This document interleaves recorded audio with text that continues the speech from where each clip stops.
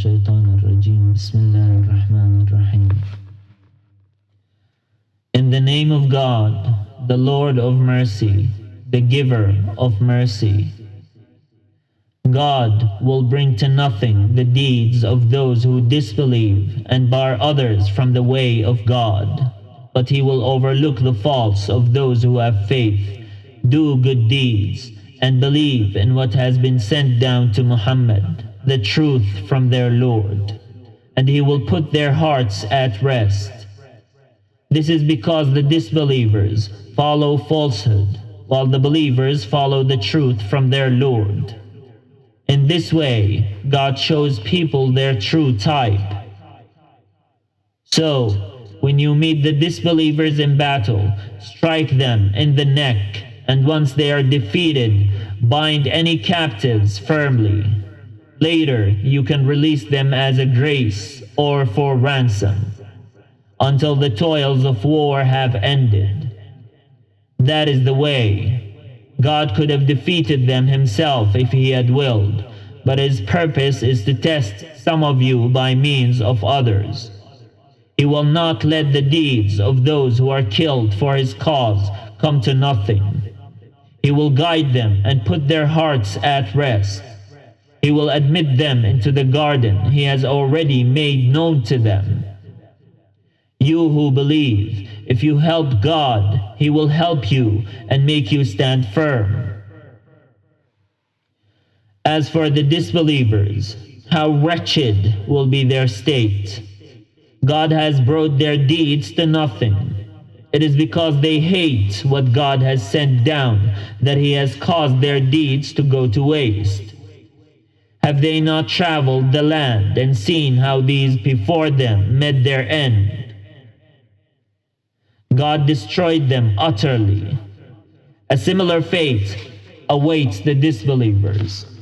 That is because God protects the believers, while the disbelievers have no one to protect them. God will admit those who believe and do good deeds to gardens graced with flowing streams. The disbelievers may take their fill of pleasure in this world and eat as cattle do, but the fire will be their home. We have destroyed many a town stronger than your own, prophet, the town which chose to expel you, and they had no one to help them. Can those who follow clear proof from their Lord be compared to those whose foul deeds are made to seem alluring to them, those who follow their own desires? Here is a picture of the garden promised to the pious.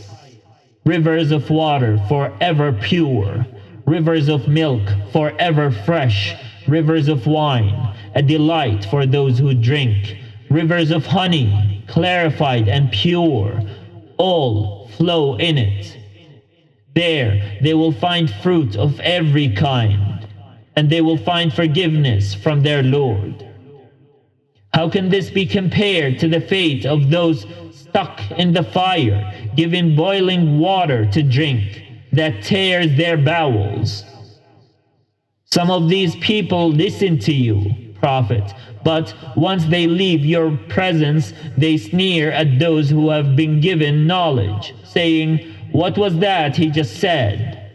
These are the ones whose hearts God has sealed, those who follow their own desires. But God has increased the guidance of those who follow the right path and given them their awareness of Him. What are the disbelievers waiting for other than the hour which will come upon them unawares?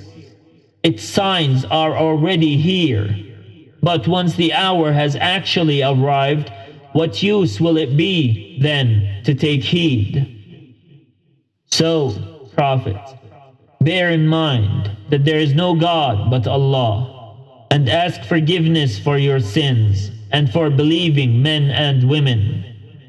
God knows whenever any of you move and whenever any of you stay still. Those who believe ask why no surah about fighting has been sent down. Yet when a decisive surah that mentions fighting is sent down, you can see the sick at heart looking at you, Prophet, and visibly fainting at the prospect of death. Better for them would be obedience and fitting words. Better for them to be true to God when the decision to fight has been made. If you turn away now, could it be that you will go on to spread corruption all over the land and break your ties of kinship? These are the ones God has rejected, making their ears deaf and their eyes blind. Will they not contemplate the Quran? Do they have locks on their hearts? Those who turn on their heels after being shown guidance are duped and tempted by Satan. They say to those who hate what God has sent down, "We will obey you in some matters." God knows their secret schemes. How will they feel when the angels take them in death, beating their faces and their backs, because they practiced things that incurred God's wrath and disdained to please Him? He makes their deeds go to waste. Do the corrupt at heart assume that God will not expose their malice?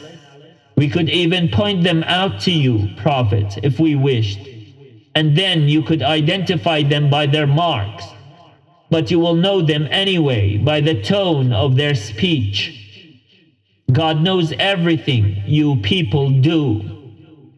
We shall test you to see which of you strive your hardest and are steadfast. We shall test the sincerity of your assertions.